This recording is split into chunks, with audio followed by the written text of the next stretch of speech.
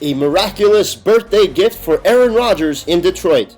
Rodgers' 61-yard Hail Mary touchdown pass to Richard Rodgers shocked the world as the Green Bay Packers stunned the Detroit Lions 27-23 at Ford Field Thursday night. The Packers were gifted an untimed down after Devin Taylor committed a 15-yard face mask penalty on Rodgers to prolong the game.